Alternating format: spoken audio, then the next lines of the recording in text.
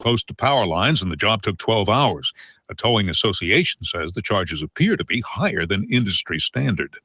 Frank Settapani, CBS News. I'm Dan You give us 12 minutes and 40 seconds, we'll give you Chattanooga and the world. News Talk 1240.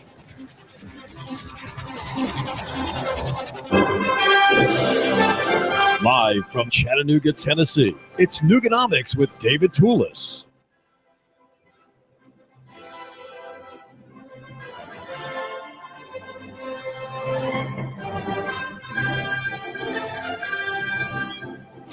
G.K. Chesterton, the English humorist and fabulous writer of the early 1900s, has an essay in which he defends bad weather. He defends gloomy, gray, sodden, foggy weather on the grounds that when the sky is overcast and the sun is removed, as it were, from the affairs of men, that the colors, especially of the trees, stand out in extraordinary brilliance. They stand out because of the hushed light around them and their chlorophyll, if he doesn't get into the science of it, but effectively he's saying that the chlorophyll in leaves glows from the surface of the leaves, the surface of the trees, in a wonderful and delightful fashion. A red umbrella held aloft by some woman puttering down the green of a park stands out remarkably,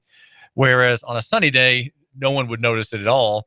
In fact, one would think she's a little odd to have an umbrella open, but the color wouldn't stand out. And that is what we have today. Think of the gray weather of the morning here in Hickson and North Hamilton County as an opportunity to appreciate the glow of colors and to sense their extraordinary properties and enjoy them. So I do like rainy days. I don't have a problem wearing an overcoat or carrying an umbrella, even though I must make note to myself that I need to replace an old umbrella that I had in the back of my car, one of those very, very long ones that would not collapse, and with a sharp point at the end, like an armor-piercing shell, as it were.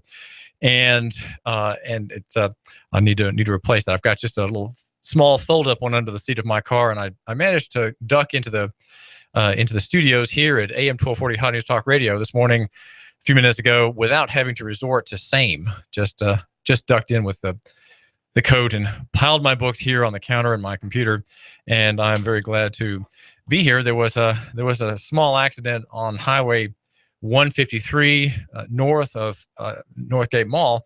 It seems to have been cleared up by now. I couldn't see much debris, but I feared I might be late getting to our rendezvous here. This is David Tulis. I do thank you for giving me just a couple of minutes of your time. I hope to make its expenditure on your dial, on your calendar, worth your while. Dane Wigington runs a website called geoengineeringwatch.org, and he has a story that I think tells a great deal about how we've lost the local economy context of our of the country, and how in fact we have every reason, he suggests, sort of very obliquely, of course, he suggests that the idea of local economy and identification with your town, the identification with your county even, and maybe if you are very imaginative, with your state, is very rational, very reasonable, and a good thing in light of a gag order that he says he reports at his website, geoengineeringwatch.org, a gag order that has been imposed on staffers and people who are connected with weather, the study of weather, the science of weather. Apparently, this has come in recent weeks. There are gag orders on staff of the National Weather Service and NOAA, which of course is National Oceanic and Atmospheric Administration, and also the U.S. Department of Commerce. And he says these gag orders, he says, are trigger alarm bells. Now, that's how he says we should understand this. Alarm bells are ringing in the offices of trade unions whose members make up some of these organizations. Bill Hopkins from the National Weather Service Employees Organization says, as a taxpayer, I find it highly disturbing that a government agency continues to push gag orders to hide how they operate. This is the work of the American government, owned by the American public, and should be open to the American public. I think, given the increasingly deep state orientation of the federal government and its faces, this is sounding a little hopeful, a little bit optimistic. Jeff Rutch is the executive director of another group like the first one, Public Employees for Environmental Responsibility. He says the National Weather Service is about the last place where national security style secrecy rules need to be enforced. Everyone is free to talk to the weather about the weather, except the people working inside the National Weather Service. Go figure.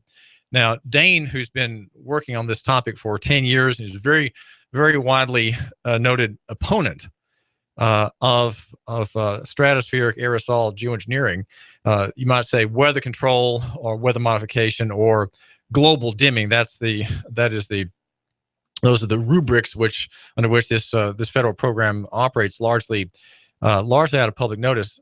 He has contacts in government after all these years of work. Some people have reached out to him, and he quotes one scientist or one federal employee as saying, "We all know it is going on," meaning climate engineering, "but we're afraid to speak out. We have no First Amendment protection. The new gag order," he says, "is a further muzzling of these agencies. It is likely there are many in the National Weather Service and NOAA that have had enough of lying about what is really going on in our skies." And of course, as he has several photographs of stratospheric aerosol geoengineering trails.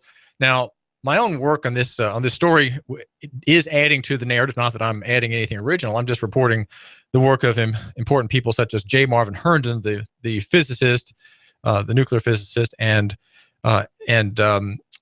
geo. What is it? Now he's kind of an earth engineer. Geophysicist is the word in San Diego. He has had 2 papers that I've given some serious attention to at Nooganomics.com. And the story is that what I have been calling sky striping, we can update the usage now that we know more, and we should fairly call it cold striping. Cold striping is what's happening over Chattanooga and Hamilton County, and the only place you're going to find out more about that, well, there are 2 places. One is Nooganomics.com, of which I'm the very mild-mannered editor, formerly with newsprint ink stains on his fingertips. And the other is John Wilson, who's been gracious enough to carry some of my work on this topic in the past year. Just go to his website, which is Chattanoogan.com. That's Chattanoogan.com, and he's gracious enough to carry occasional works from me, and this being one of them. PEER, the union, says the National Weather Service, NOAA, and Commerce are presently implementing and enforcing non-disclosure agreements which violate the law. We are officially living in an Orwellian police state, Wigington says, where any who dare to try to tell the truth are dealt with severely. He says it is extremely alarming with unimaginable potential consequences, but not surprising given what we know about the cataclysms being caused by the rapidly growing climate engineering elephant in the room. And it is indeed something remarkable. And the fact that we have rain today comes perhaps in spite of the desiccation process that geoengineering causes. By that, I mean to say the process of drying the atmosphere. And we often have that in Chattanooga over Hamilton County. If you've paid attention to this story, you have a heavy sky striping one day or early in the day, and as the storm front moves in, but the storm doesn't drop. There's no dropping of the storm because perhaps the particles, the tons of particles over Chattanooga, confuse the clouds, if you will, and prevent the water droplets from forming to a size large enough to fall. That's why they don't fall, and that's why you have these dark days, as if all judgment from God, as it were, we're about to break out. But then it doesn't. It just kind of passes over, maybe with a scattered shower over Highway 58 or something like that. It's very mild falling of rain. Well, this is David Tulis. We are here at AM 1240 Hot News Talk Radio.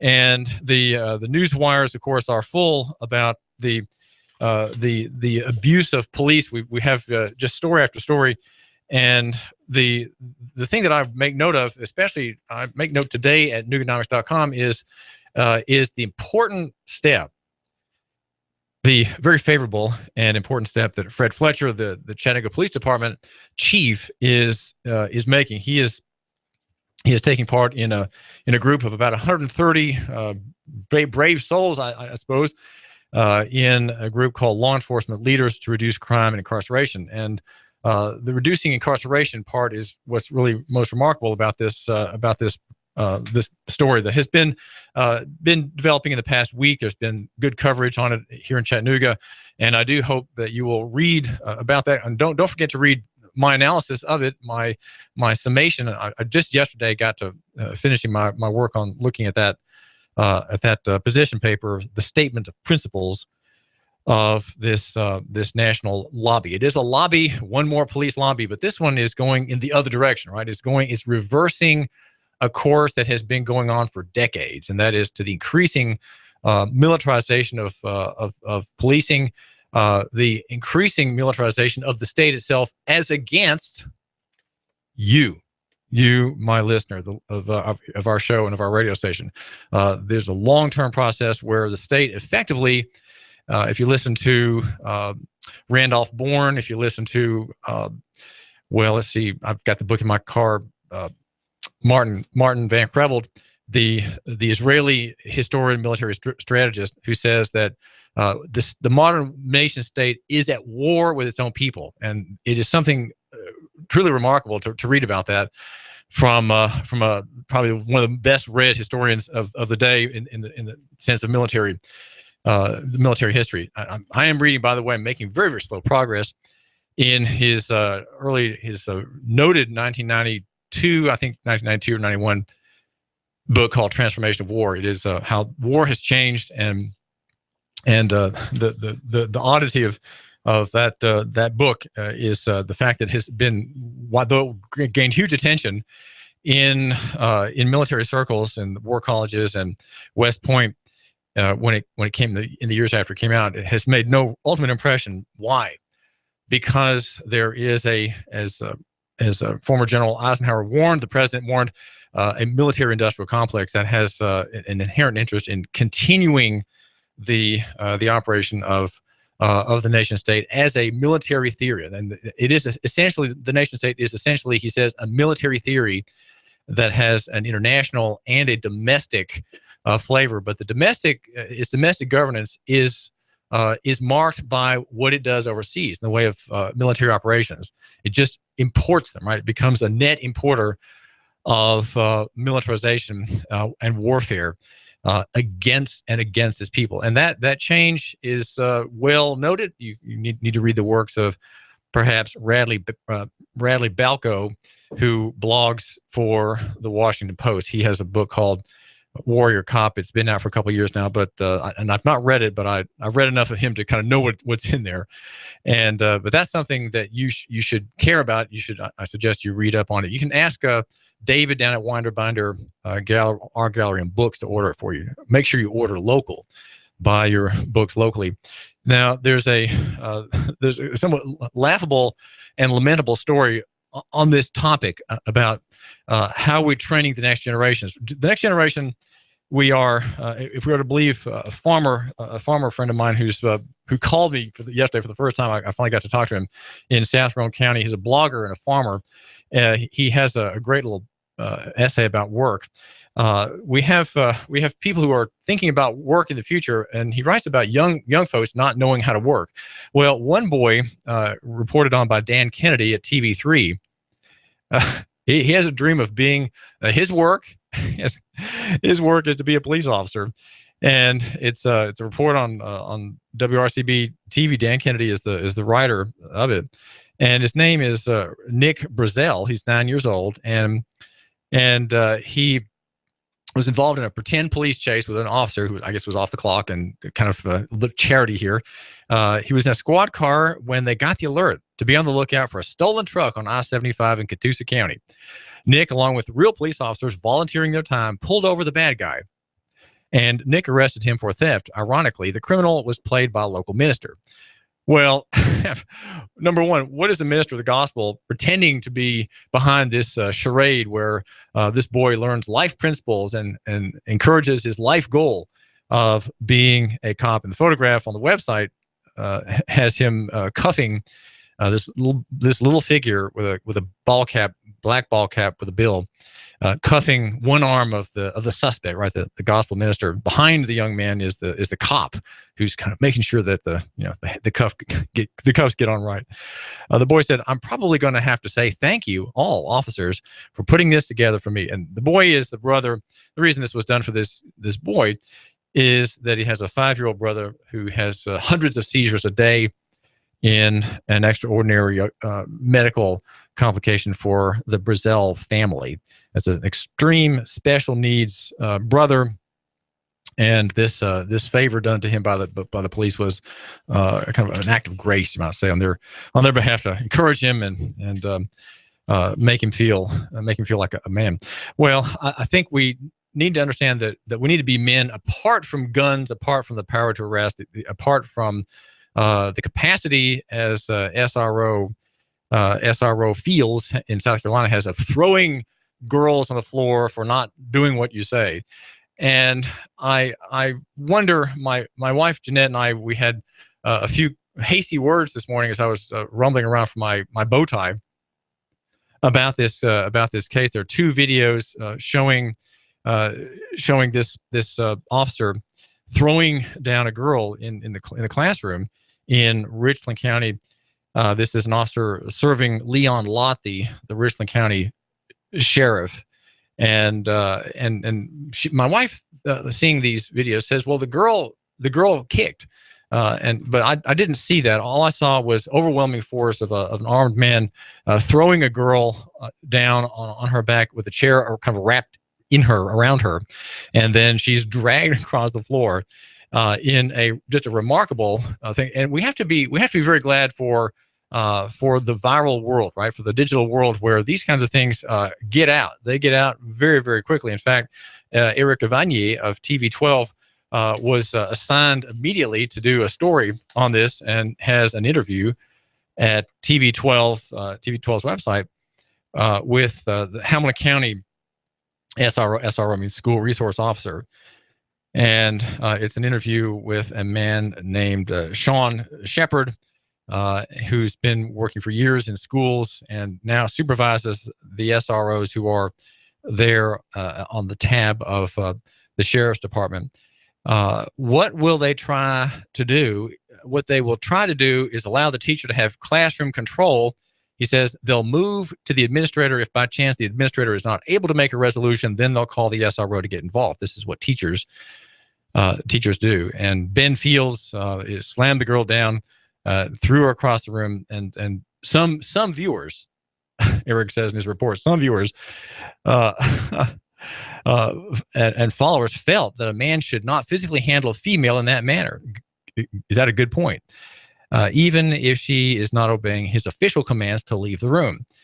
Most often, the officer will try not to go hands-on. Here we have the kind of the rationale. Okay, here's how we have this very non-local economy, very national economy way of doing things. Right, the sheriff's department, whenever it does this sort of thing, is acting in terms of national economy, which in many ways has advertising on the gentle side, but then it has the fist with the velvet glove on it on the other. Most often, the officer will not try to go hands-on. Officer Shepard says, command presence and requested commands the officer verbally gives are most often what we want them to respond to. A little bit kind of a contorted sentence there, but you get it, right? Occasionally, we do have to actually place our hands on that person to secure them or gain control of them if they're struggling or resisting. That would be male or female. Well, it seems to me that we need to understand that grace is something that even police officers can extend, right? As we saw these officers graciously having this boy have a phony arrest and play cop for a day, that there's grace there. But can we not have it extended into the official operation of police departments? Well, by definition, no. Okay, by definition, we can't. We're going to have this problem until the end, until the day when police departments are abolished. Now, here in South Carolina, I know we have a sheriff's department, but remember, sheriff's departments have been infected with the corporate framework, the corporate mindset greatly over the years. They are often as bad as police departments. Definitionally, sheriff's departments are better because they represent the people, the sheriff being voted by the people, not police departments. But there is a way of saying, sweetheart, can you please get up and come out in the hall? Now, if the girl does not comply, she just needs to be made to understand that there are consequences for not complying. But to throw her down, to take control of her with the command voice not working, so you take command of her with your hands, with your arm around her back, is that good local economy? Is that good? Is that good for public relations? Well, clearly, here's a county in South Carolina that has a public relations nightmare because an officer is just doing what he's trained to do. I think we have a problem. We need to reconsider the whole idea of enforcement. We need to consider, well, look, sweetheart, if you don't come, there will be a consequence. Let the girl sit out the class. She's sitting there quietly. She's not giving up her cell phone. Fine. She's not complying. But to abuse her? Well, this is David Tulis. You give us 12 minutes and 40 seconds, we'll give you Chattanooga and the world. News Talk 1240. More clouds and wet weather will start out your Wednesday with some passing showers. Not as wet, though, for the afternoon, and milder highs of around 70. Tonight, lows mid-50s. Could see a quick passing shower early Thursday, then lots of sun, highs of around 70 with more sunshine for Friday. Walgreens knows that the best time for a cold is never, so they make it easy to find relief fast like Dayquil and NyQuil Severe Cold and Flu Relief. That's Walgreens at the corner of happy and healthy. And I'm WDEF News 12 Chief Meteorologist Patrick Ward on AM 1240 Hot News Talk Radio. The Fed raising rates, China's economy in trouble. Don't let headlines derail your long-term financial strategy. I'm Edward Jones financial advisor Patrick Neal. At Edward Jones, we provide the tools for a reasoned, disciplined approach to investing. Stop by my office next to the Target Shopping Center in Hickson, or call me at 423-870-7894. That's Patrick Neal at 870-7894. Edward Jones, making sense of investing. Member SIPC. We've got a table here at Delia's in Saudi Daisy, ready to delight in a plate of authentic Mexican food. Delia's spreads a rich selection, loaded nachos, crazy chicken, homemade tamales, maybe the enchiladas with beef, chicken, pork, quesadillas. Every dish beautifully pictured on the menu to help us decide. Join us for lunch or dinner. We're at Delia's in Saudi Daisy on Dayton Pike near the Thrasher Light. Here's dinner. Delia's uses the freshest ingredients, cooked to perfection. Nachos, homemade. Delia's open every day except the Lord's Day. For lunch and dinner, treat yourself to Delia's genuine Mexican food. In Saudi, call 521-7145. That's 521-7145. You want more business. You want to increase your bottom line. You want to spend less on advertising, imaging your business, and general expenses. You need Trade Bank. Trade Bank of Chattanooga. Trade Bank. Call now to get access to nearly 400 local businesses. Trade Bank. Call 877-2202. 877-2202. Trade Bank. You want to increase your cash flow, your competitive edge, attract new customers, and build a loyal customer base. You need Trade Bank of Chattanooga. Call right now, 877-2202. When you join Trade Bank, you'll get the benefit of free advertising in our monthly magazine, tradebank.com, emails, and mailouts. Join Trade Bank now and receive your Trade Bank debit card with trade credits to spend any way you want with our wide variety of Trade Bank partners. For almost 30 years, Trade Bank has been your voice for small business, a member of the American Bankers Association, and in good standing with you. Trade Bank of Chattanooga. Call now for a free consultation, 877-2202. That's 877-2202. Trade Bank of Chattanooga. Do you feel better outside your home or business than in? Indoor air quality is important. Mildew, mold, smoke, water, and rodent damage are prime causes of poor indoor air quality. Ducts Indoor Air Professionals, better known as Duct Busters, cleans HVAC systems using 127 definable Duct Busters steps. Let Mark Thompson address the indoor air quality at your business to help reduce employee illnesses. Prevent fires by cleaning your dryer vents. Mark and his parents, Dick and Joan Thompson, have been building our local economy and helping local people with HVAC systems 16 years. Ducts Indoor Air Professionals. Call 876-9907. 876-9907. Ducks. Call now. Hot News Talk 1240. Compass Media Network's coverage of the NFL. Hi, this is Jerry Recco. Join Kevin Ray, Danny White, and myself for all the action. Hot News Talk 1240. If it's the NFL, it's right here. You give us 12 minutes and 40 seconds. Fox News Radio. I'm Lillian Wu. The GOP set to nominate Representative Paul Ryan as the House's new Speaker today. Ryan has said he would support the bipartisan budget deal up for a vote. Vice President Joe Biden said not everyone got what they wanted, but it's a good deal. It will last for 2 years, and it will prevent us from lurching from crisis to crisis. Critics of the deal blew off steam on Twitter using the hashtag #ZombieBudget. Fox Radio's Rachel Sutherland. Meanwhile, former House Speaker Dennis Hastert expected to plead guilty today in his hush money case as part of an agreement with prosecutors. Game 1 of the World Series goes to Kansas City, beating the Mets 5-4. First at bat for the Royals at Game 1, an inside-the-park home run. But the Mets answered back in a battle that would lead to a tie in the 9th. Fox Radio's Jeff Manasso at the World Series last night's 14-inning game, the longest ever World Series Game 1 ever. Fox News, we report, you decide. You give us 12 minutes and 40 seconds, we'll give you Chattanooga and the world. Hot News Talk 1240. Live from Chattanooga, Tennessee, it's Nooganomics with David Tulis.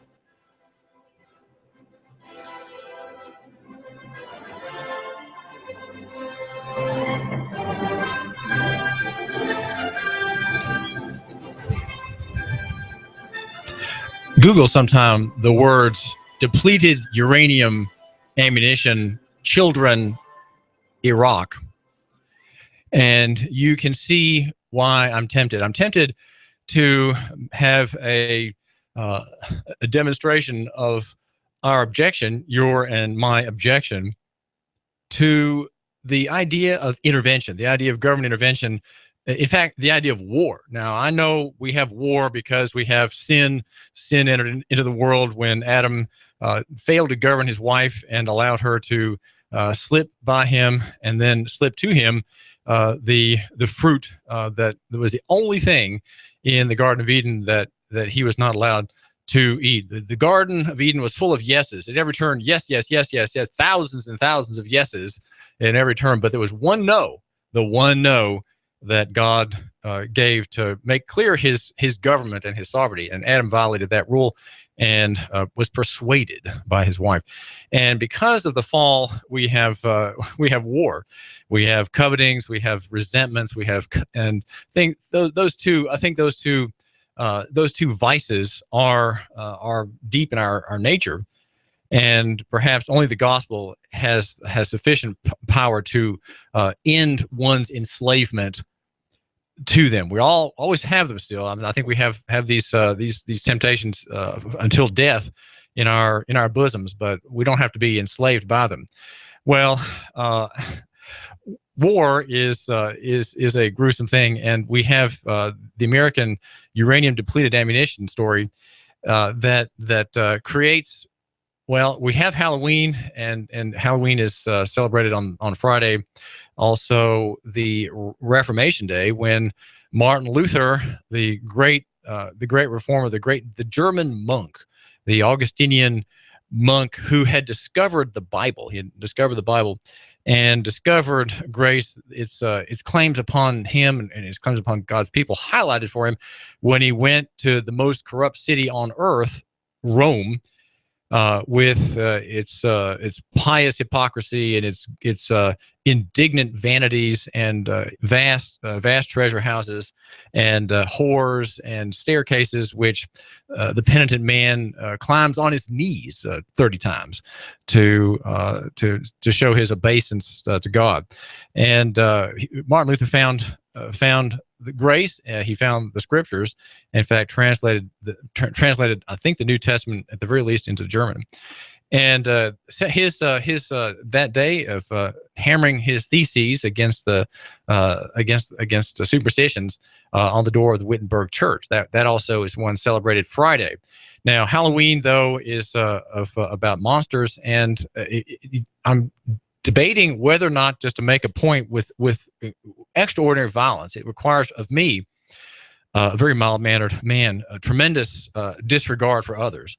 a tremendous boldness that I don't know that I have, and that is to publish pictures that come to you under the image button under depleted uranium ammunition children Iraq. I don't recommend that you make that search, but if you do, you will see what's driving me. I feel almost compelled now that I've looked at those pictures to post some of them with a very brief commentary on the nature of intervention. Intervention, by definition, always creates distortions, whether it's government intervention, the civil government's intervention in the banking sector, in fact, is monopolization of the creation of money. That creates distortions of unbelievable extent. It creates effectively economic monsters. You can call them zombies, if you will.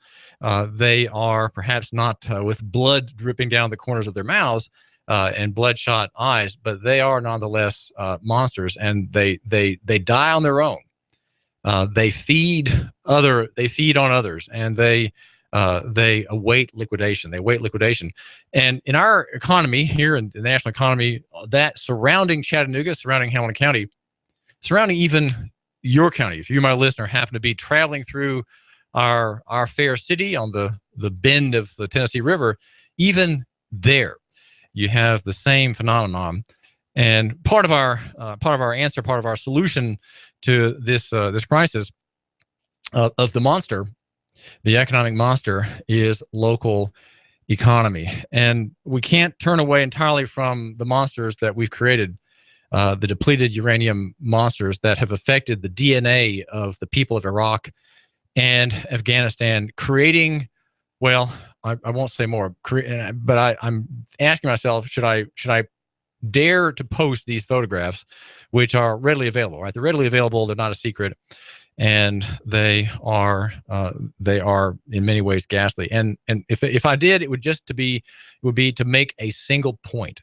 And the point is that Americans intervene, and there is always a monster that results. And we are effectively Yankees anymore. We're not Southerners. We don't have the Confederacy. We don't have the Old South. Even though there are many speechways and mores that Southern people have, we have been impregnated with Yankeeism. And look even on this point, Alvin York, the mountain man, the great shot, hero of World War I, he was one of many volunteers. Americans have, in their military adventures, had strong support from Tennesseans. Tennesseans have been very, very big volunteers in military conquest for the federal empire. So we're not really Southern. We are a warlike people, and we can say that, I guess, to our credit, we are a warlike people and overrepresent ourselves in service to Uncle in his expenditure, if you will, of uranium depleted armor piercing ammunition. That the uranium is in the rocket, you might say the arrow in armor piercing ammunition. Armor piercing shells anymore don't contain explosives. They are an arrow with fins at the end, made of tungsten, and then they have a uranium content to penetrate enemy armor. Of course, there's no enemy armor in Iraq to speak of, and yet there is a wasteland out there, a poison land caused by nuclear pollution from these shells, fired by Warthog anti-tank jets and armored personnel carriers with their 25 millimeters. And of course, the big guns on the tanks, the Abrams tanks, I think they're 150 millimeters, maybe 120 millimeters, also firing uranium depleted ammunition. If only we could have something to shoot at worthy of a round like that, these soldiers are saying to themselves wistfully in their very cool air-conditioned tanks. But there's that problem, and that is that interventionism creates monsters. We have a monster in the medical insurance sector, and fighting it are several worthy physicians. I want to mention one just quickly, Danielle Mitchell. She runs Chattanooga Sports Institute. It's a family practice specializing in orthopedics, which is, again, to say sports injuries, and also provides urgent care online. It's ChattanoogaSportsInstitute.com. call Danielle, make an appointment with her at 875-1005. That's 875-1005. She hosts a great show here on our station, AM 1240, Hot News Talk Radio, called This Doc is in the House. And the house is ours, and the house is actually yours. And so whether it's your house or your car, we do thank you for listening in to Danielle. She runs a cash business. Cash is king when the crisis hits. And she's ahead of the curve, right? Like several other doctors in Chattanooga, she is ahead of the curve. Another doctor is Dr. Hitchcock. I need to get a hold of him for an interview to find out how he's getting on, apparently here in Hickson. The name here is David Tulis. We're brought to you by E.J. Pelton Company, Eric Pelton, the numbers guy, and he will help you keep more of what you've earned to maintain your prosperity. And you can call Eric at 622-3156. That's 622-3156. And I think that we're going to come out ahead if we believe the sum of the argument for local economy being a kind of fruit of Christianity, if you will. And even people who have no connection with Christianity understand this argument. They understand this fruit of the gospel, which again is about grace. It's about personal relationships. It assumes that personal is better than corporate. It is and impersonal, right? It assumes that near is better than far, that small is better than big, that simple than complex, and that physical is better than abstract. And these points are they make up a kind of a complex of ideas and fruits, if you will, of believing that we don't have to buy from big government, we don't have to buy from big corporations. We can do many things on our own, including nuclear power. Yes, the free market argument goes even there. We just have to wait for the lights to go out in Washington for there to be real prospect of decentralized energy generation in time. It'll just be time ahead. I guess you saw the story, since we're talking about Iraq and Iran, about the giant Northrop Grumman announcement that came. Northrop beat out Lockheed Martin and Boeing to build up to 100 long-range bombers. The project, guess how much? $80 billion. Clearly, these people don't care about Martin Van Crevel, the transformation of war, that we don't have wars anymore in the traditional sense. We have LICs, low-intensity conflicts. That is what Van Crevel discusses. He started discussing this 25 years ago in his book Transformation of War. And I'm late. I'm just now getting around to reading that one. Okay, and I'm trying to be informed by a very intelligent man that says we don't need navies, we don't need bomber fleets. These are simply crony capitalist extensions, right? Extending an idea so that you can make a profit. Your shareholders, whether public or private, can make a killing. There's a farmer in Roane County I've just gotten acquainted with. He called me yesterday. He's going to be in town in a few days. We're going to arrange for lunch sometime after my show. His name is Brian Miller. He's from Philadelphia, Tennessee, and his work caught my notice when I just did a kind of occasionally, as I do, I just Google local economy Tennessee or local economy, just see how things are floating up on those search terms. Since I talk about local economy every day, I'm maybe you might say a guru of local economy. And Brian was saying who he is and what he does, and telling me his latest. And I saw his latest post is on his woodlot, right? his woodlot. The piece that came before that of the among the weekly musings of a Tennessee farmer is an essay about meaningful work. And his website is Winged Elm Farm. When I look at the word, I can't quite figure it out. But when he said what it was, Winged Elm, it's kind of a tree, farm, wingedelmfarm.com. I understood it, but I still think it's kind of a hard name to read and to remember. And he's talking about chainsaws and the work crew. And he says it's a lethargy. He's talking about young people. It's a lethargy that seems endemic. Man boys extending their adolescence well into adulthood, living at home, gliding into their 30s without experiencing responsibility. Think here local economy. Think here about people such as Luther Cutchins, who's a man here in Chattanooga who discovered in his own in his own work with a brother who died 3 years ago. Him and his brother, or his brother Ryan and he rather, had something that they realized. Well, a marvelous product, granola. So here we have this granola maker who, from a restaurant background, has gone into the granola business. So this is the kind of thing that we all need to be thinking about. We need to be encouraging our sons toward. Right. I have a son. I have 4 children, 3 sons. The last one at home, the late surprise. It was a late surprise. Coming to his parents at the time of his the most desperate and difficult time of my life, I would say, if I had to look back on grade the times of the phases of my life, I would say he came at the lowest point of it, and of tremendous humiliation and staggering effort in litigation that I handled all myself, and I learned tremendous amount an effort of God, I would say, toward my sanctification, where I realized how weak I am, how nothing I am, and yet I was compelled to fight for liberty. Miller goes on to say, not so long ago, 80% of American high schools offered vocational training. But in just a 20-year span, those totals were reversed, including at our own rural school. He's in Roane County. Now, boys and girls who enter biological adulthood without getting any practical schooling in crafts that formally allowed them to earn a living. And more importantly, self-respect.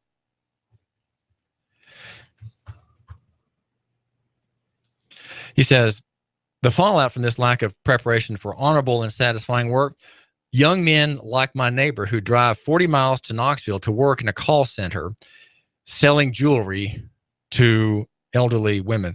For reasons not fully understood, we continue to entertain the idea that all youth are destined for college. And this is something, as a homeschool dad, as an editor and a publisher in the homeschool world here in Chattanooga, I work on this issue, because I'm trying to convince the moms who read the Esprit newsletter that, well, college is not a foregone conclusion. Please don't think that that's what you have to save up for, right? Please don't think that your children are all of them destined to go there, and you, without savings, are going to have to pay for the whole of it. Or don't think that. So it's a long-term presupposition against which we in the marketplace, we who favor the individual, right, like you, my listener, we are working against this concept. Brian Miller goes on to say, from my gut feeling that self-worth comes from tangible outcomes, whether raising livestock, felling trees, or wiring a barn, is backed up by personal experience. My own father's landscape, for example, where a lifetime as a construction engineer allows him daily to see the evidence of an industrious life. He's reading a book called Shop Class as Soulcraft, sounds interesting, by a writer named Matthew Crawford. And Brian Miller quotes Crawford as saying, the satisfaction of manifesting one's self concretely in the world through manual competence has been known to make a man quiet and easy. Right? Think of your modern fuss budget, your modern progressive person who works in the tech sector, right? And he gives advice on websites, right? He's a social media guy, and he's testy about everything. He's always offended about something. He's always angry at people like me, right, who speak his mind and with whom he does not agree, right? He's never happy. He does not know how to be quiet and to rest easy. He can simply point. The building stands. The car now runs. The lights are on.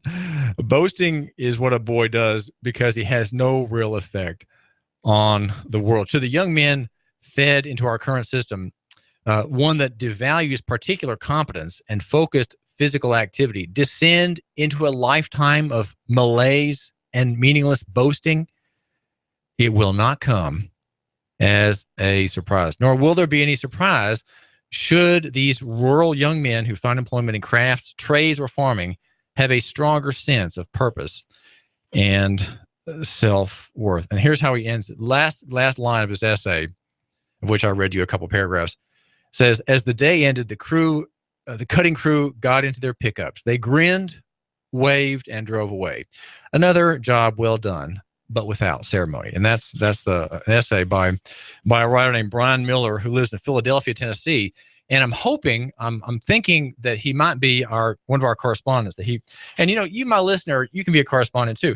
And by that I mean that you have connection with me here at AM 1240 Hot News Talk Radio. You tell me what's going on in your part of the world, in your part of the woods. Now, we have a great day out there, and I finally found the quote from G.K. Chesterton. It's a great little essay that I read as I was living in Lausanne, Switzerland. I was learning French and teaching English and to wealthy diplomats' daughters in Montreux and in Vevey and in Lausanne. And it's Chesterton's essay on gray. It's a gray day out there, but you need to make the best of it. And when you read this essay, which is called, it's called "The Glory of Gray." Okay, "The Glory of Gray." That's the title of it. And here are a couple sentences. You will find, that rich colors actually look more luminous on a gray day because they're seen against a somber background and seem to be burning with a luster of their own. Against a dark sky, all flowers look like fireworks. There is something strange about them, at once vivid and secret, like flowers traced in fire in the phantasmal garden of a witch. A bright blue sky is necessarily the highlight of the picture, and its brightness kills all the bright blue flowers. But on a gray day, G.K. Chesterton says, the larkspur looks like fallen heaven. The red daisies are really the red lost eyes of day, and the sunflower is the vice regent of the sun. Lastly, there is this value about the color that men call colorless. He's defending gray, right? He's defending gray. That it suggests in some way the mixed and troubled average of existence, especially in its quality of strife and expectation and promise. Gray is a color that always seems on the eve of changing to some other color, of brightening into blue, he says, or blanching into white, or bursting into green and gold. So we may be perpetually reminded of the indefinite hope that is in doubt itself. And when there is a gray weather on our hills or gray hairs on our heads, perhaps they may still remind us of the morning. So gray is not something to be scoffed at. Gray is not something to be dismissed, to be disliked. Gray is really beautiful. And that could be the red parasol. That could be the red light not illuminated of a car going down a road with the glitter of water on it. And you need to understand that when things are dark, that there really is a lot of brightness about. Things are never as bad as you think, and things are never as good as you think either. So there's a kind of a warning in there, gray being doubt, and gray sort of having in itself the hope of a bright color. So when you, my listener, have your trials and your tribulations with your wife at home, with your mortgage provider, with other things, your small business just isn't generating cash flow, well, that's gray. That's gray. But in that, in your labor, in that you can see bright hope. You have the hope of, I would say, God's blessing. But I know you're not a churchgoer, so you're not likely to say that. But you can see also the fruit of God's blessing. Okay, you could talk about that, the fruit of God's blessing, which you can accept and enjoy, and hope for great things in the future. You hope for great things in the future. Now, when you go to Delia's restaurant, you don't have to hope for great things. You can have confidence.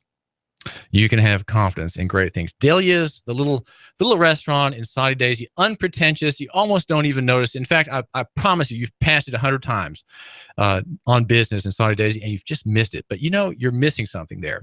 And I would like you to go in and have lunch. Go in today and have lunch at Delia's authentic Mexican restaurant. Maria Hernandez is a genuine Mexican and has homemade tamales, wonderful quesadillas, enchiladas with beef, chicken, and pork. You can think of all those good things that she makes for you. And it doesn't cost much. It's very, very good. Fresh ingredients, cooked all to perfection. Mention my name, David Tulis. Try to remember that name, and you'll get a free iced tea if you're new. And that way, I will stand in this this fine woman's high graces. And I would like you to help me stand high in her graces. Would you just mention the radio station or my name, David Tulis, and you'll get a free iced tea. The special today is the taco salad number 19 on the menu. That should be a clue too that you're a radio listener. Just confirm that you are. Confirm that you listen to our station, and that you are a patron of this fine eating establishment. And by the way, if you have a cell phone problem, you need to go to get surgery on it right away. It doesn't take long. Go to Cell Surgeon next to Old Chicago's Pizza in the Northgate Mall. The number is 668-0100. 668-0100. Open Sunday. That's important for people. Cell Surgeon. Go to Cell Surgeon for that repair. You can go now. They're waiting to serve you.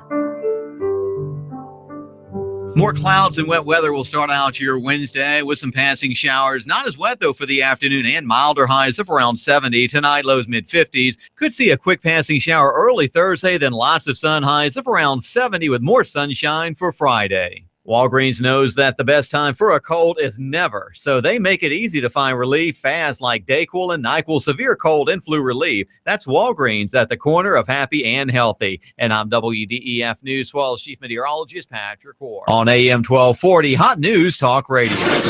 You give us 12 minutes and 40 seconds, we'll give you Chattanooga and the world. News Talk 1240. Are you tired of working in corporate America, or have you recently lost your job and would like to consider owning your own business? If you are, please call me, as I can help you look at franchises or business opportunities that fit you, the economy that we're in, and the type of businesses that are right in the greater Chattanooga area. After I help my clients find the right opportunity, I also help them find the best way to finance the business, including paying yourself through the startup phase. If you would like to learn more about opportunities that may be right for you, please call me for a free assessment. My name is Bruce Krebs at the Entrepreneur Source. Phone number is 423-875-5621. Sky Aerial Services uses advanced drone technology to give you a better perspective and depth of your property and project. We offer aerial photography and video for your business, farm, home, or advertising campaigns, as well as editing services to complete the experience. Call us at 423-521-0284 and see how we can help you tell your story about your business, property, or project. We work with real estate professionals, both commercial and residential, developers, engineer inspectors, surveyors, ad agencies, auto and boat dealers, mapping services, insurance inspectors, corporate marketing, charity events, weddings, and photographers. Our consultation is free. Call 423-521-0284. That's 423-521-0284, or visit our website, skyaerialservices.com. Sky Aerial Services. The sky is our limit. Cell Surgeon, an affordable quick fix for your smartphone and tablet in Northgate Mall next to Old Chicago Pizza. We do the best quality work. We have the best customer service, the most competitive prices around. Cell Surgeon, a painless operation to fix your sick device. Well, if you have a cheap charger or something that's not really designed for your phone, it can mess with your battery. It can actually fry your phone. So you need to make sure you have a quality product that's going to be designed for your phone. Cell Surgeon, your smartphone doctor's in the house at the Northgate Mall next to Old Chicago Pizza. If you charge it in the morning and, by noon, it's at, 50% under normal use, that means your battery's pretty much dead. And once you've reached that point, it starts to deteriorate. Cell Surgeon, call 423-668-0100 or go to cellphonerepairchattanooga.com. We do free estimates. If your phone's not working properly, bring it in when we're happy to take a look at it and diagnose it and see what we think is wrong with it at no charge. Most phone repairs can be done in 30 minutes or less. Cell Surgeon, an affordable quick fix for your smartphone and tablet in Northgate Mall next to Old Chicago Pizza. Don't take it in the bathroom. Don't ever put it in your back pocket. And don't charge your phone while you're sleeping. Cell Surgeon, an affordable quick fix for your smartphone and tablet in Northgate Mall next to Old Chicago Pizza. Call 423-668-0100 or go to cellphonerepairchattanooga.com. That's cellphonerepairchattanooga.com. Cell Surgeon, your smart device doctor is in the house. Here you are, working to keep your customers happy and to manage your cash flow. IRS problems are the last thing you need, but here they are, flapping about you like vultures. Get help from Eric Pelton and his team of accountants at E.J. Pelton Company. Audits, letters, proposed return changes, 1099s, penalty threats. Pelton Tax Resolution Services brings peace of mind and helps you keep more of what you've earned. EJPelton.com. Offices on Brainerd Road and in Soddy Daisy, just north of the Bilo. That's E.J. Pelton. Call 622-3156. Think ahead, 622-3156. Here comes, stay alert! Jr. He's got third. He's going for second. Earnhardt going for the lead. The NASCAR Sprint Cup Series is on the Motor Racing Network. Fox News Talk 1240. Hear it live on the Motor Racing Network, the voice of NASCAR. Check it out live on Chattanooga's official NASCAR radio station. Fox News Talk 1240. If the South would have won, we'd have had it made. I'd probably run for president of. You give us 12 minutes and 40 seconds, we'll give you Chattanooga and the world. WSDT Sunny Daisy, Chattanooga. CBS News, I'm Frank Sedapani. We have breaking news from Chicago. Former House Speaker Dennis Hastert has just pleaded guilty to one criminal count in connection with the payment of hush money to keep past sexual misconduct from coming to light. Hastert admitted to a violation of federal banking law. CBS News senior legal analyst Andrew Cohen tells us prison time is possible, but the good news for Hastert is that even prosecutors are saying he shouldn't spend a lot of time in prison. They're recommending 0 to 6 months. That tells me that even if he does spend some time, it's going to be very short. I wouldn't be surprised if he gets some sort of home detention and a fine. Sentencing will take place at a later date. Ben Fields, the South Carolina deputy who dragged a high school girl across a classroom floor after she refused to put a cell phone away, is waiting to hear if he'll be fired. A decision could be made as early as today. The girl's lawyer says she was injured. She's currently got a cast on her arm, as well as a mark on her forehead. It looks like a carpet burn from where she was tossed across the room. The county sheriff says one video shows the girl punching the deputy. Attorney Todd Rutherford says that's understandable. When the officer put his hand around my client's neck, that is when she reacted. And whether it's an innate reaction or whether she did it on purpose to punch at his arms, she simply reacted the way that most people would when being choked by a 300-pound strength training coach, which is what he is. American school children could be doing better. CBS's Vicki Barker has that. For the first time in a quarter century, math scores have fallen among 4th through 8th graders, and reading scores aren't much better. We're disappointed. Executive Director Bill Bouchaw. It's not a multi-year trend, but nevertheless, it's not what we want to see. No single factor behind the decline, but there are some bright spots. More challenged urban schools are participating in the National Assessment Program, and kids in Mississippi and Washington, D.C. showed big gains since the last assessment 2 years ago. Vicki Barker, CBS News. The restaurant menu may say wild salmon, but CBS's Dave Barrett tells us it could be something else. Roughly 2 out of 3 times, restaurants have misled customers. When wild salmon is out of season, farm-raised salmon is sold as wild. Dr. Michael Hirschfield is chief scientist with Oceana, the advocacy group. If you buy it at the grocery store, 80% of the time what's on the label is correct. But to ensure that salmon is really wild or farmed, the fish could be tagged with a barcode way before it got onto your plate. Tonight's presidential debate could be pivotal for the new Republican frontrunner. CBS News senior political editor Steve Shigaris tells us Ben Carson's new status comes with a lot of questions. How does he handle the pressure of being the center of attention? Does he get more specific? He hasn't been pressed on the issues very deeply. And, will there be questions raised about his proposal to abolish Medicare? BMW's recalling 86,000 older Mini Cooper and Cooper S models that could lose power steering. The problem blamed for a few minor accidents and 3 fires caused by melted wires. The Dow Industrials are up 63 points. This is CBS News. Hi, folks. Alan Thicke here. For some time now, I've been offering tips about how to deal with the IRS if you've fallen behind on your taxes. Telling you to call Optima Tax Relief because they're the best trained, most trustworthy, blah, blah, and blah. But now the message is so familiar, you may not be listening. Oh, it's him again. Well, here's the important message. Call Optima Tax Relief. They can help you resolve your IRS issues. The government, can garnish your wages. They can levy your bank account, even take your home or business. To be fair, the IRS also has a new program called the Fresh Start Initiative to help you with that debt. So we've given you clever slogans. Don't mess with the IRS. They'd rather settle for less than bother you more. Now the clever thing for you to do is call Optima Tax Relief now for your free consultation. Call 800-956-6166. 800-956-6166. 800-956-6166. Some restrictions apply. For complete details, please visit OptimaTaxRelief.com. The Royals and Mets will meet tonight in World Series Game 2. The Royals drew first blood. Game 1 was a war of attrition, with both the Royals and Mets taking leads, then losing leads. New York was just 2 outs away from victory in the 9th when Kansas City's Alex Gordon hit a game-tying home run.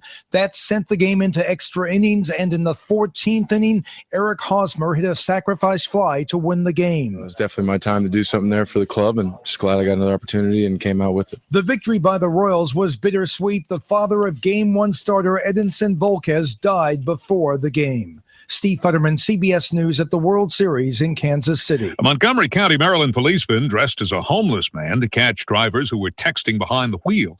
But he held up a sign that read, "I'm a police officer looking for cell phone texting violations." 31 drivers who were too distracted to notice got tickets. 9 others got off with warnings. Frank Sedapani, CBS News. You give us 12 minutes and 40 seconds, we'll give you Chattanooga and Nooga and Nooga and Nooga and Nooga and Nooga and Nooga and the world. News Talk 1240. Live from Chattanooga, Tennessee, it's Nooganomics with David Tulis.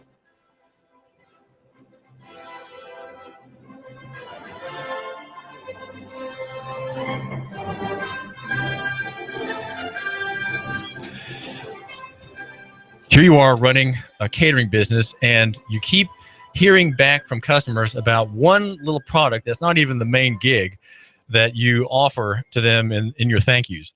A little bit of granola you pass along, and they always mention the granola as something that really stands out. And so, well, there you go. You have this business, and as we're going to hear from Luther Cutchins, the business folds.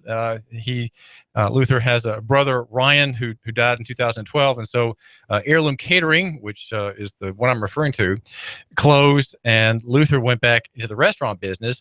But he was remembering the formula to make granola, and that he and his brother had devised, and he was remembering the favorable comments he'd gotten. And so about a year ago, Luther Cutchins from Noakes Granola here in Chattanooga went into business, producing this product in his house, and having a growing list of customers online at the Chattanooga Farmers Market. And at Harvest Grocery, you'll find his granola at Harvest Grocery, the locally owned, loco-centric, organically oriented grocery here in Hickson. We are the Hickson station, and so we want you to make yourself aware of that fine offering. And just last night, we are hearing Luther tell us he had some papers that he filled out regarding another grocery store. So those are big steps for a small business, Luther Cutchins, right? Having a grocery store manager say, well, I think you can really offer something to our customers. Oh, absolutely. It's a big win. Super excited to have the opportunity. And every time you pick up another store or location, it's just the self-affirmation that lets you know that you're doing the right thing. And it's just exciting. So what store is it that you have a new contact with, and how long will it be for the process to be completed, the acceptance to be extended, I guess, and the product to be on the shelves in this second grocery store in Chattanooga? Well, hopefully we'll be, I just talked with Jesse at Pruitt's over at on Signal Mountain. So hopefully we'll be over at Pruitt's. It could be within the week, I'd imagine. Well, you, my listener, I know you've got a lot going on. You're watching headlines. You're hearing about the debt ceiling being raised. You're hearing about the new House Speaker, et cetera, all momentous events. And yet, when you think about it, in a way, those events are maybe less important to Chattanooga than this one small operator, Luther Cutchins, getting a store to sign on to his product. And what is the right proportion? How should we understand his success? How should we understand that in relation to these other things that seem to boggle the mind and preoccupy all conversation and suck up the oxygen in the room? So, Luther, you were for a time running Heirloom Catering. Tell us about that. Tell us about your brother. What happened to him, and there was this kind of this dead zone, I guess, between that business, which closed 3 years ago, and what you started last year. Talk about the prior business and your brother and what happened. Yeah, well, me and my brother Ryan, both chefs, so we had been working in the restaurant business for about 15 years, and we decided that what we're going to do is do something on our own. And we knew that if instead of doing restaurants specifically, meaning instead of just being employed at restaurants. Exactly. And we knew that we could do catering. It was something that we both enjoyed. So we talked together, came up with a game plan, and went on that adventure together and did really well. We did heirloom catering for 2 years, and like you're saying, we'd have these awesome events. And one of the side items was that we would make granola for fruit trays. And so I call back and say, how was everything? Now, this is events that we were cooking roasted duck and lamb, and it would never fail. We'd get a compliment on the granola. And so it was like a running joke between me and Ryan that, well, how was everything? And he said, let me guess, the granola was awesome. And I was like, well, matter of fact, it was. And so, we kept doing that. And unfortunately, Brian passed away on me here in 2012. And I just, I couldn't do it anymore. So I had to shut the business down. Was that your only brother? It's my only brother. Sibling? Yeah, it was my only sibling. Yes, sir.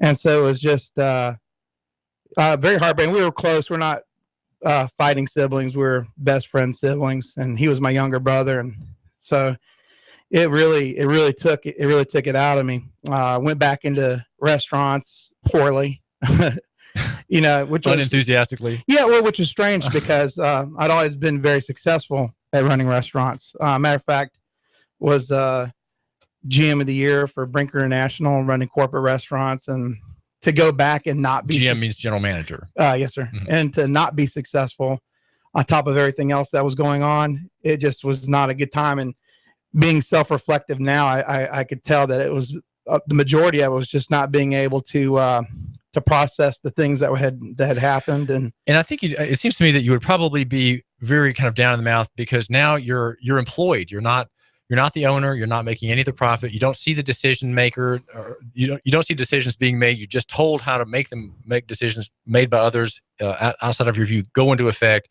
It seems like it would be in a way kind of depressing since you had for 2 years run your own business. And had you made a profit in your heirloom catering? Or just we actually run even. No, we actually did. We had a very successful first year, mainly because we did a lot of doctor's offices, and so we actually went off on the ground. Matter of fact, I remember our first year doing taxes. The tax advisor, or not advisor, but the tax lady was shocked at the amount of money that we had made our first year, and the majority of it was because of our day-to-day operations were so successful. So it was sad. Was that out of a rented kitchen? It was actually. We were at the Eastgate Mall, and we took an old food court kitchen and it turned it into a catering kitchen. It was actually pretty awesome. A good place for anybody that was looking to start a business like that. All right. So you were employed then for 2 years, and you started just about a year ago, you started Noakes Granola. Well, what does Noakes mean? And tell us how it started. Well, Noakes was a play off of Ryan's name. When he was little, my mom used to call him Rhinoki, and I used to tease him about it. So it was a pet name from a pet name. It was. And so, it went from just, being teased to just being shortened. And then his friends picked up on it, and he just became Noakes. That was just how he was. As a matter of fact, when I went to get our first banner made at a print shop for our booth, the guy that took the call over the phone said, "I can't make this sign." And I said, well, why not? He goes, "Well, this was my best friend's name, and he just passed away, and I think it's disrespectful." I said, "Well, I'm his brother." And he's like, "Luther?" I was like, "Who is this?" He's like, "This is Mike." I was like, "Oh my God, I can't believe you work here. I didn't even know." And so it was just funny how well known he was by that name, considering it was just a pet family name to start with. Well, what makes your granola distinctive, Luther? Well, a couple things. One, we only use all natural organic ingredients. So there's no GMOs, pesticides, corn syrups, or anything else in there. It's just all natural, which I think is funny because if you look at the back of most national brands of granolas, you can't pronounce the first quarter of the words that are on there. It's granola. So what is granola made from? What are the main ingredients? Usually it's a mixture of oats, nuts, berries, some sort of binder like honey or syrups, something like that. One of the things that makes our granola different than others is the high mixture of nuts that we put in there, which in turn provides a higher protein count per scoop. So if you look at the back of it, like you look at our nutritional information compared to most leading national brands, it's going to have a higher concentrated protein. Well, more nuts makes for more fat content too, right? Is that an advantage or a disadvantage? It does, because it's a good fat, so it's not the ones that you have to be watching out for. Well, talk about finding clients. Now, when you have Harvest Grocery, that's a good client to have as a buyer, a bulk buyer, and Pruitt's is number 2. How do you go about meeting these managers? What's the process like? Is it just sidling up to the service desk and asking for the manager, or do you have to make appointments, or is it by how is that? How do you do that? I think in sales. I think each one's different. You have to be able to be personal and go out and be fearless when it comes to meeting new people, and also being able to, when someone says, "Hey, I want you to meet somebody," to be willing to go and shake hands and talk to somebody. I met Jesse through the guys at Mayfly Coffee, which is the local coffee up on Signal Mountain. So I was able to get a contact through there. Harvest Grocery, I just called up and said, hey, I make local granola. I want to be a part of your business. And luckily was able to go from that, go from there. So it's really just doing it. Well, something I had to learn, Luther Cutchins of Noakes Granola, is that in sales calls, you're not begging. You're not asking someone for a favor. You're not saying, hey, would you write me a check? I really need the money. That's not at all the way my listener should come at it. My listener, we really appreciate your desire to learn more about business and the whole idea of having a business, especially one that arises from your own genius, right? That's right. What we think. You have ideas in your trade, in your field, that are worth something that you can capitalize on. But if not, of course, you can always buy into a franchise where you borrow somebody else's method. But when you sell, you are offering someone something to their advantage. And so what you're doing is you're finding a way of framing what you have to offer so that they can start seeing as rapidly as possible the possible advantage to them. Maybe not, you can't cinch the deal right away, but you're you're making an offer, not asking for a favor. Oh, absolutely. In sales, right? I think that's a point that's kind of hard to believe. Most people don't feel like they're natural salespeople, and so it's kind of hard to, make cold calls. and yet, it really doesn't have to be a strain. No, it does, especially when you're passionate and believe in the product that you're doing, and you want to share it with people. And if these businesses want to be a part of that, then that's awesome. If not, there's so many other methods. What you're saying is, if Harvest Grocery wants to succeed as a business in the area of granola, well, you're saying it has to have Noakes granola. That's kind of your argument, right? Yeah, no, absolutely. Yeah, absolutely. And it's not, and you have to, I think just what you hit on, it's not a conceited way to look at it. It's a believing in what you do way to look at it. And that's the thing at this day and age. If you believe in what you're doing and you want to put it forward, it's all about putting that first foot forward. Did you have to borrow money to start your business? No. Why not? Well, the majority of it, I knew that I wanted to start small and that I would grow as I did. And so the majority of all the upstart became just taking the baby steps. I think the thing that most people think nowadays is when they're going to make a business is they have to start off being, Kellogg's to start the business. And that's not. When I started my business, I hand stamped every single bag in 10 tie bags. Now, after, we went and grew the business, now our bags are heat sealed with nutritional information. It's a humongous process. And it wasn't something that I was able to do overnight, but I didn't want to do it overnight because I was able to learn and grow from my steps by taking steps instead of sitting there and biting the whole enchilada all at once. The problem with that is a lot of times when you do that, you wind up choking on it. Explain that. Some people that go into a business and put all their money into it up front, instead of taking the baby steps and learning as they go, wind up failing because they put so much of their money and time to something they didn't have the time or attention to grow and learn. It's like putting a seed in the ground, pouring some water on it, and expecting a tree to come out instantly. And I think the advantage of going slowly, you might say Luther Cutchins growing organically, is that you're constantly open to signals of the market. If you have a huge amount of money to spend up front, what you don't have is the time needed in the interaction with the marketplace to get the signals. Some signals you can are ones that tell you about your product, about your method, about your marketing, things that all of which need time to develop and to obtain feedback from. So a big amount of money up front. I'm coming out with the best granola in town. Big blitz and glitzy presentation and large volumes with high expectations. You lose the time that you're saying you had with which to judge the market, and you had a feedback mechanism that you hopefully I would hope that you use to improve your operation. No, absolutely. For example, the first granola that we started, which was our bestseller for the first few months, is not the bestseller that we're doing now. So let's say I'd started. What happened? Well, I think as I learned and grew, here's a great example. So when I first started, the first granola we had more sugar in it than it currently does now. It had peanuts in it. And as I went through the market, people didn't want to have peanuts in it. They don't want to have the sugar in it. They wanted it to be lower fat. They wanted it to be, so I was able to sit around, take that feedback, still have the underlying principles that we had in, and be able to move forward, making a product that it's more interactive than our guests really realized. They didn't realize, I don't think, how much their feedback actually means to me.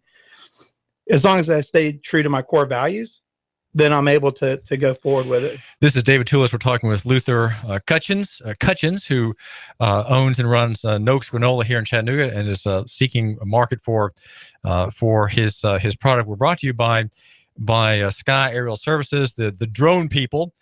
Call to have drone photography done for your real estate outfit or your event at 521-0284. That's 521-0284. And remember, if you have any weapons needs, that you go to Carter Shooting Supply on Highway 58.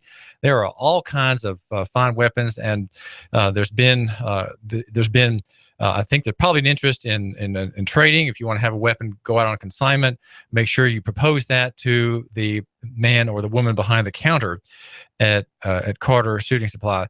We are talking with a small businessman, and I wanted to ask you about expenses in one area. You said that you say that we are in a self-do economy, and I said, well, what do you mean by that?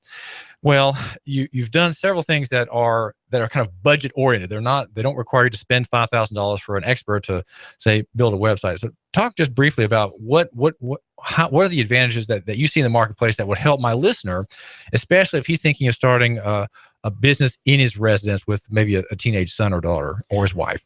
Gotcha. No, I think there hasn't. I don't think there's been a time in history where the opportunity to self-do is more evident than it is now. So, for example, with our website, I use Shopify, which is a online website. They have several different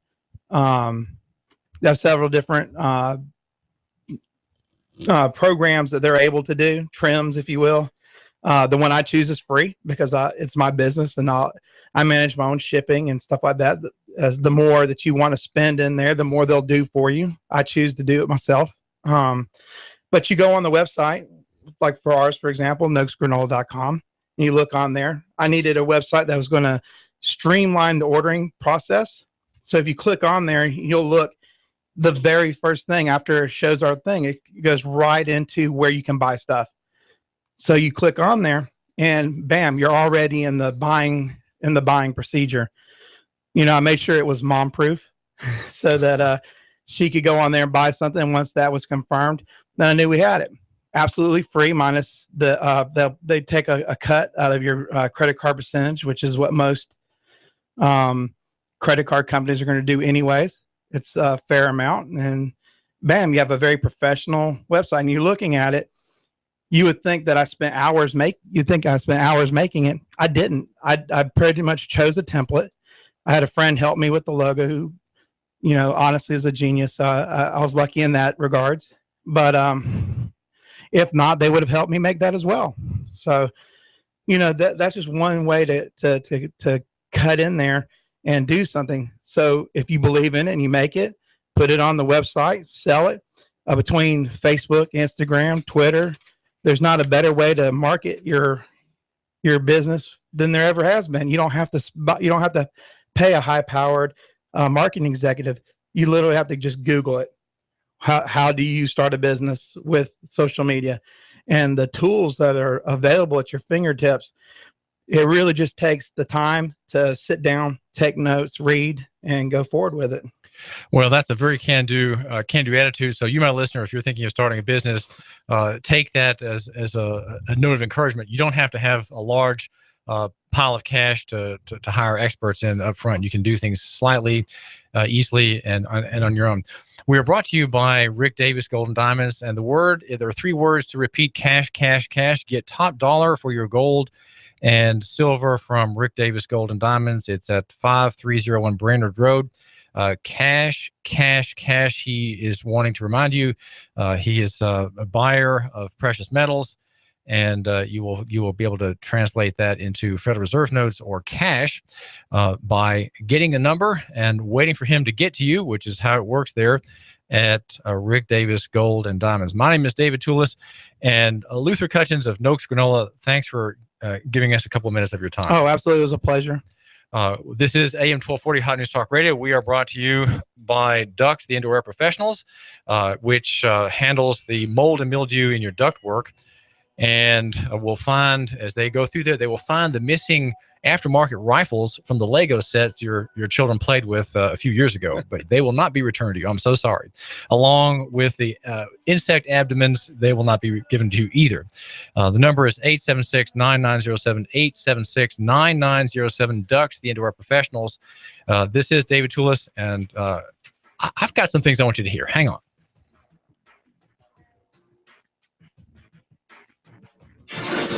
You give us 12 minutes and 40 seconds, we'll give you Chattanooga and the world. News Talk 1240.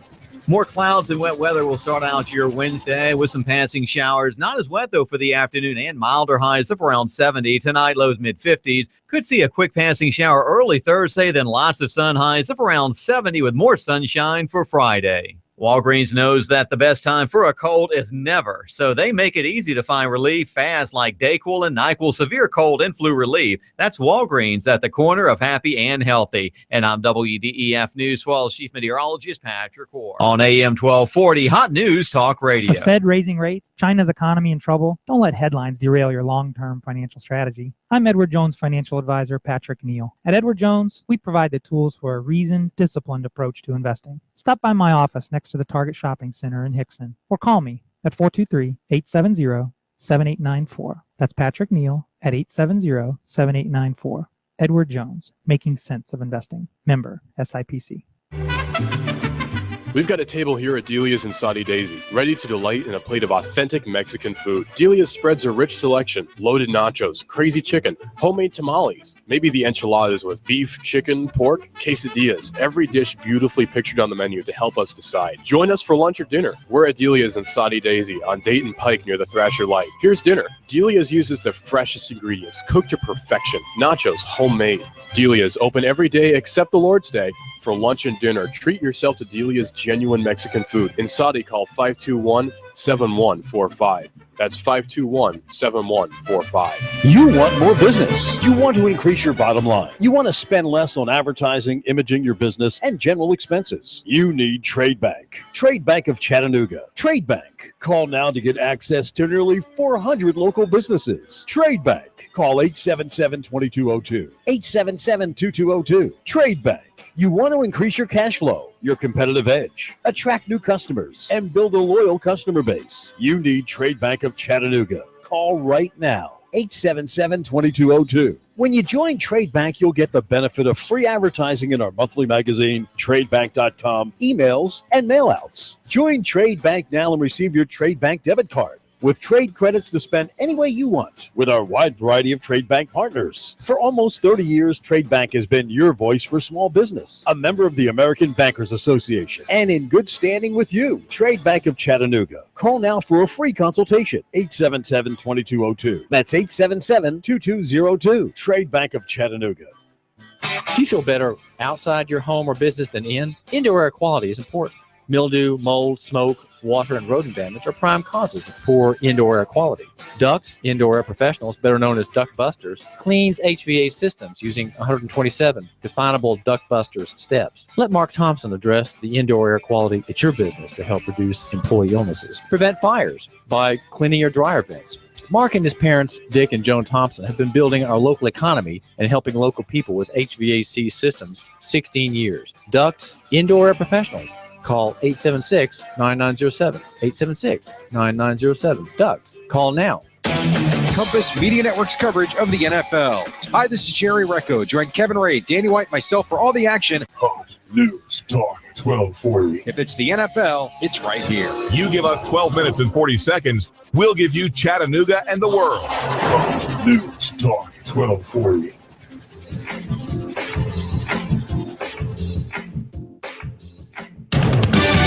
Fox News Radio. I'm Lillian Wu. GOP presidential hopefuls are getting ready to face off in Boulder, Colorado. Carly Fiorina, she needs to have another home run because her debate bounce from the last debate has been fading. She's dropping in the polls. John Kasich, Rand Paul, Chris Christie, they all need to prove to the voters why they're still in this race. And Donald Trump needs to take back the momentum from Ben Carson. Fox's John Roberts in Boulder.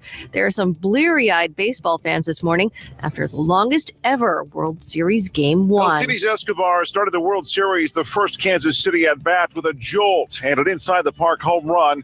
Over 5 hours later, the Royals win it. The winning run happened after midnight, and baseball fans are back for more with Game 2 tonight at the K here in Kansas City. Fox Radio's Jeff Minato. Royals beating the Mets 5-4, and more than 300 captives freed in Boko Haram raids by Nigeria's military. Fox You give us 12 minutes and 40 seconds, we'll give you Chattanooga and the world. Hot News Talk 1240. Live from Chattanooga, Tennessee, it's Nooganomics with David Tulis.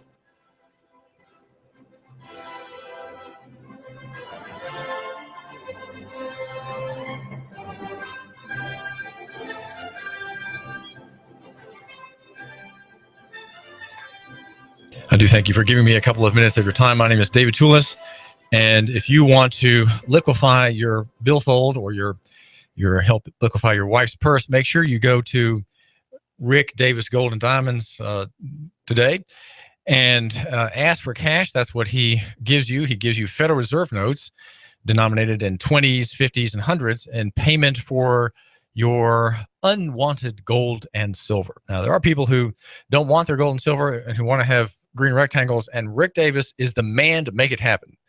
Cash, cash, cash. Liquid currency is what you end up with after a friendly visit to Rick Davis Gold and Diamonds. So make sure you go by there in the next day or two and liquefy into green rectangles, into American currency, and he will be glad to make that transaction for you. My name is David Tulis. We believe that if we love our neighbors, we'll buy local, and we will care about the local economy. We will favor not the national brand, not the giant corporation, but will favor the odd local personal outfit whose owner we know, whose owner, well, is a little quirky maybe, whose business reflects a very unique personal history, what with all the decor in that place.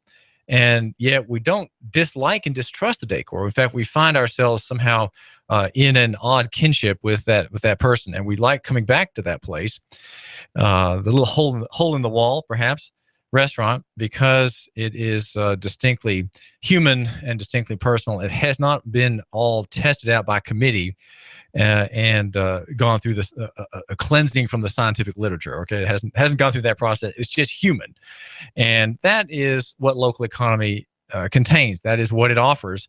And I think if we have a loco-centric, even a Nooga-centric perspective, we are going to do better in the coming national disaster. We do face a national disaster. We face a return to reality, a restoration of reason, if you will, after the grand party, the great liquor-filled engagement at the credit bowl, and that is what we all have. Credit is so cheap nowadays. Everything is effectively free.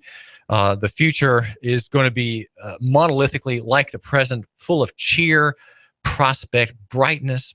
The burden of debt is nothing to worry about. It's nothing. It's just light. Come on, get that loan and start something new.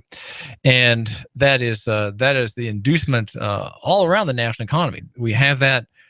We have that at every turn, especially among the great ones, right? Those who are closest to the great spigot of the Federal Reserve banking system, led by the great house of wealth, right?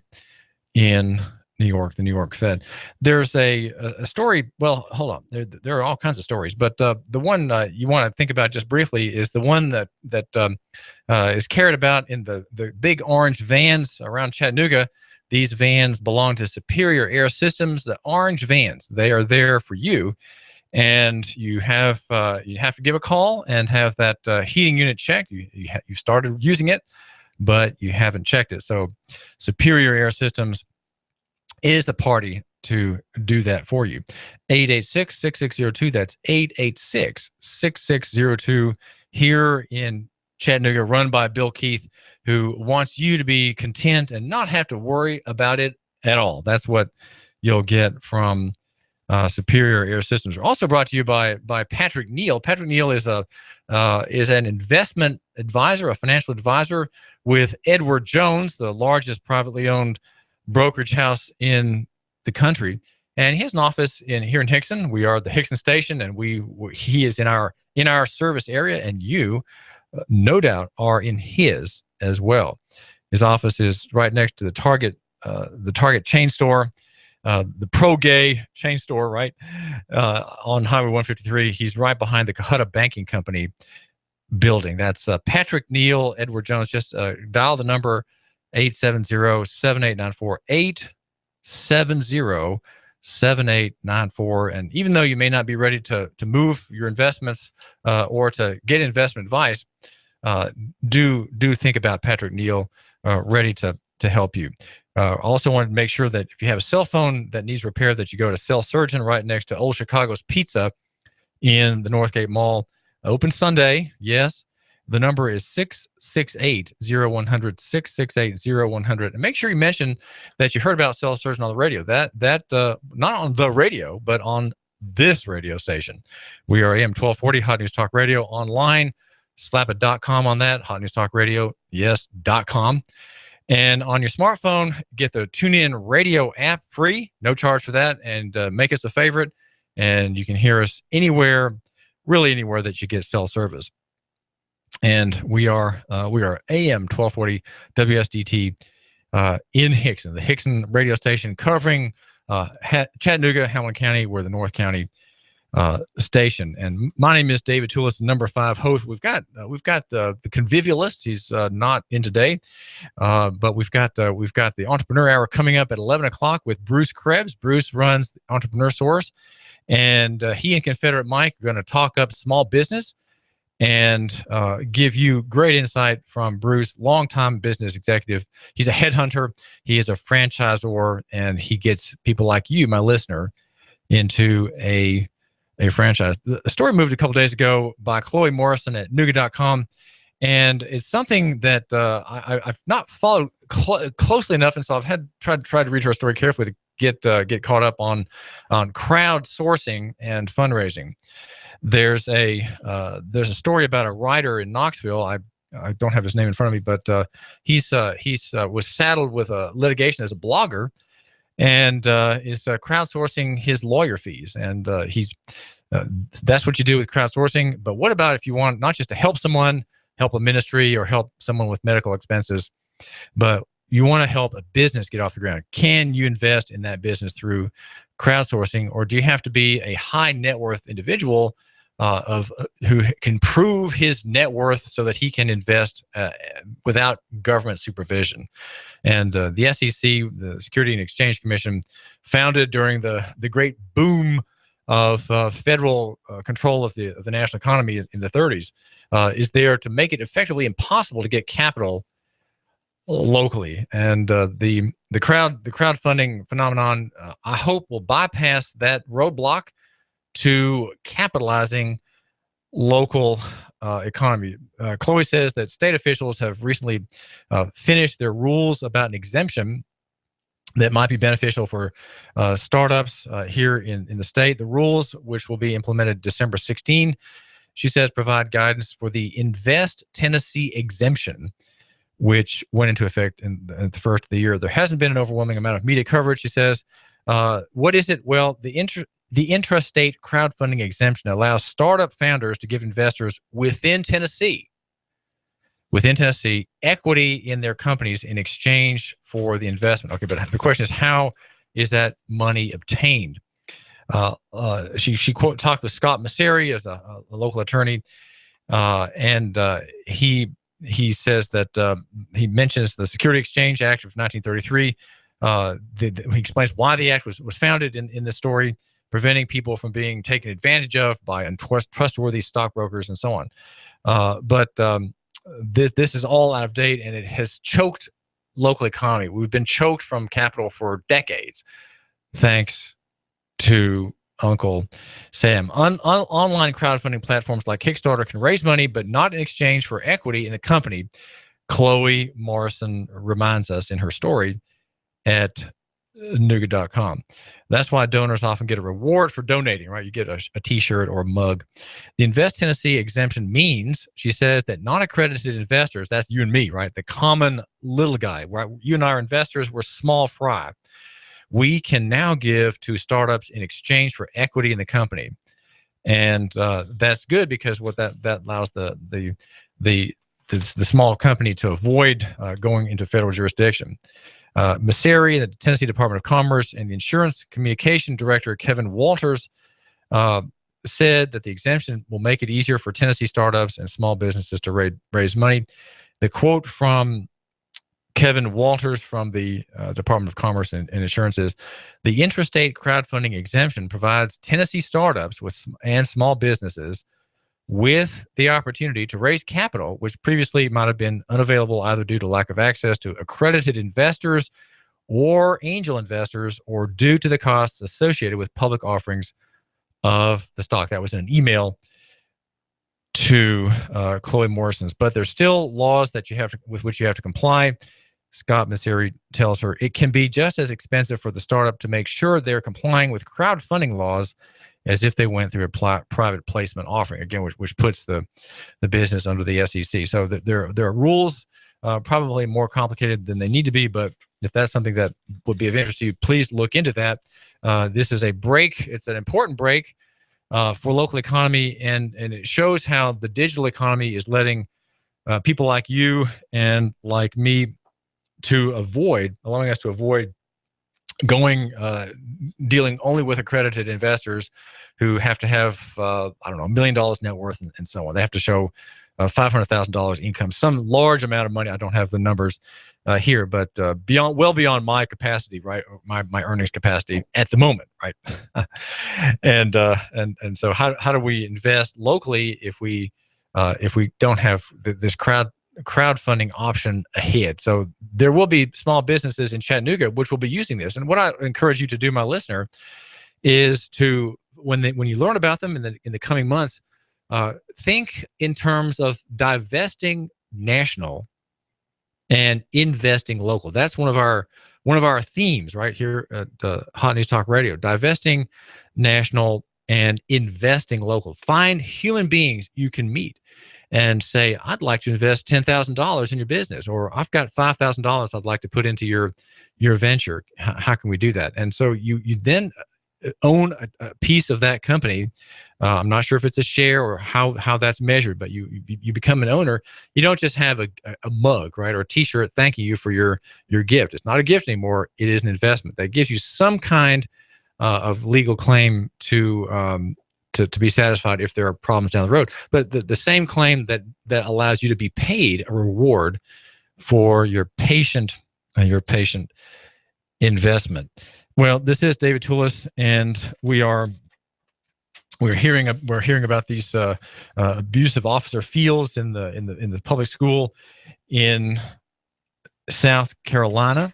And of course, the FBI is involving itself in this. The sheriff of that county requested intervention, and the FBI bureau agent, special agent in charge, Dave Thomas, according to WRCBTV.com's website, the story is going to be involved in helping Leon Lott, the sheriff of Richland County, investigate Officer Fields' abuse of this schoolgirl.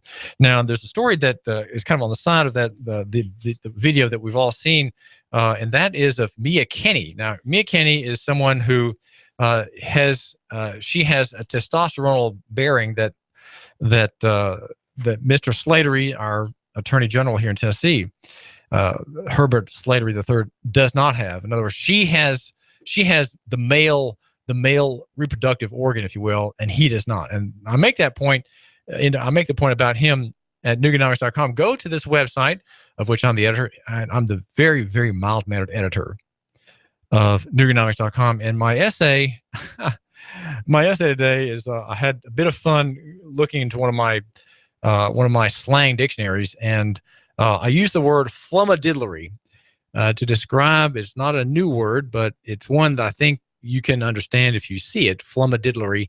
And he has pious flummadiddlery on the 10th Amendment and marriage, saying that, well, the 10th Amendment has been eroded for years and years and years, and, well, it's not there to defend us anymore. And he's not saying no. He's not saying no to bad people. Oh, I'm sorry. To good people and the bad things that they do out of Washington. And yet, Mia Kenny, a schoolgirl, 18 years old, was in Spring Valley High School in Columbia, South Carolina. This is brought to my attention by Ron Paul at Ron Paul Institute of Peace and Prosperity. That's ronpaulinstitute.org. And he calls her a brave young lady. Well, this is actually written by Adam Dick, a writer. And remember, Ben Fields abused a student and went into high enforcement mode in a schoolroom class, and grabbed this girl and who instinctively reached up to stop him from choking her. That's the assault on the officer, right?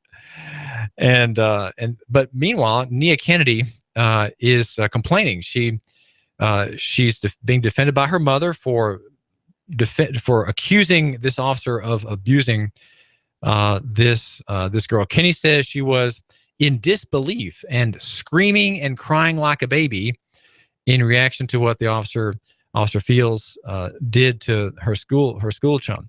Kenny relates that she filmed the cops' actions and complained about them. Fields' response: he arrested her too on a charge that writer Adam Dick says comes nowhere near even approaching the laugh test. And the charge is disturbing school. Well, free market needs to disturb school. School needs to be disturbed in every way. Maybe not by police assaults of students, but by other means. Maybe let's just think about it. You and me. Can we leave school behind? Can we get away from public school? Is there something we can do to get away from it? Not be patrons of that tax-funded system. Well, I know you're trapped. But the thing is that you're trapped there too. If you know you're trapped for now, then there's hope. There's hope that you can withdraw consent. Now, you participate in consent when you take advantage of the free thing. Kenny's mother is right. Kenny is a brave young lady. This essay on Ron Paul's website says, in this age of SWAT, it is indeed brave for Kenny to exercise her rights to film the police and criticize their actions. It is also just such a brave actions that many more people must undertake if we are to overcome the police state mentality rampant in America. And that's something, the police state mentality is something that we need to understand in an economic context. Abuse like the police abuse of black men, police abuse of young people in cars, police abuse acting outside of warrant, acting outside of probable cause, acting outside of reasonable suspicion, bullying people when simply waiting might be the best thing. This is decapitalizing. What that means is it takes your money away. Okay, now I'm not talking about civil asset forfeiture. That's something else. We have that in Tennessee too. And Todd Gardenhire, the state senator, and his colleagues need to be encouraged by you to continue reviewing and maybe overturning civil asset forfeiture, which is highway robbery by cop. But the problem we have with police is that they take not just taking money on the street, but they decapitalize society. They are they not only are they expensive, but they make people fearful. And what is a thing that we don't want to have in the economy? We don't want to have fear. We don't want to have people driven by fear, hesitant. We want people to be bold, right? We want people like you, my listener, to be courageous, to be confident that your peace is being secured by the state, that your travel is secured from theft and robbery, that your assets won't be seized by brigands on the road, that your accounts are safe, that your communications are private. Now, it seems like at every sphere, whether local or national, we have interventions. And there's a story on Filming Cops, which is a website to which I subscribe. I urge you to subscribe to it too. It's called filmingcops.com. And you will have the daily encouragement to think in terms of local economy and constitutional government. The story that is just strikes home is about an 80-year-old veteran who survived cancer, beaten to a pulp by cops, his ribs broken. His name is Bill Swan in Lone Jack. I'm not sure what state that's in, but the dateline is Lone Jack. And his face is all bloody. He's got some scars, and he's standing in a photograph in front of the police station. And he objected to a utility crew that was digging around on his property. So he got inside his own tractor, drove down to meet them, and asked them to stop. But these workers from the government utility called police. He was pulled from his tractor and taken to the ground. His wife, Libby, says police apparently ordered him to get out, but because Bill suffers from hearing loss, he did not hear them. Sometimes I have to get right in his face and talk to him, Libby Swan says. It's very unnerving that something happened to him. Well, they shot him with pepper spray, and then they proceeded to beat him so badly that he has now 2 broken ribs, an injured hip, and a severe wound, or 2 severe wounds on his face. I'm afraid for us to even drive out of our driveway or get on the street. Well, police have their version of account. Of course, they're always the righteous ones upholding public order.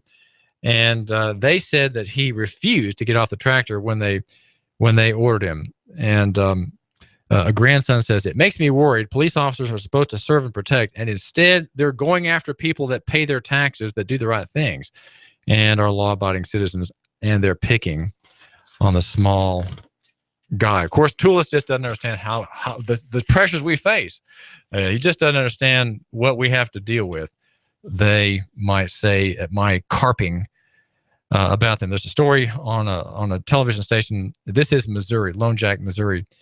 And there's a lengthy quote from the chief of police, an official statement that says, among other things, he first tried to back into their police car, and then he tried to leave the scene. The officers gave him verbal and hand signs to stop. He refused to do so, turned his tractor around, and tried to run over the officers. Of course, he was just driving toward them, so that means he was trying to run them down. One of the officers was able to get on the tractor and shut it off, and he became combative, swung at the officers, and tried to get the officer's firearm out of his holster. Okay, 80-year-old guy doing that. During the scuffle, trying to subdue him, he suffered a cut on his head. EMS was called. EMS responded. He was abusive to them and refused treatment. Well, wouldn't you?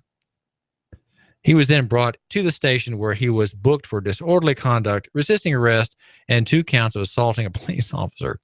He will have his day in court. Well, we can be glad that we have the jury system, and let the people decide. You don't have to ever have anything tried in city court. You know that, right? You don't have to have anything tried in the first court, the corporation court, which is not a court of record and is not a constitutional court. Say this. I waive this court. That's all I have to say. I waive this court. And that means you want the people to indict you. Indictment is a right. Well, let's hope that this man obtains some friendly advice and demands his right to an indictment. Because when you have an indictment, that means the people themselves, though they are abused and mishandled by the prosecutor, think that there's maybe something worth here having a real trial over, something in which the facts can be disputed as well as the law and its application. So the jury will decide whether to indict the grand jury, and the petit jury, the jury of 12, the last resort, right? The last resort for liberty, they'll decide whether Bill, the 80-year-old former soldier who beat up a cop, right? Whether he's a bad guy. Well, my name is David Tulis, and I defer. I defer for the free market. I defer for the little guy. People are getting fed up. So what we have to do is we need to call them all the good people. And I call them that because I don't want you, my listener, to hate them, okay? Don't hate them.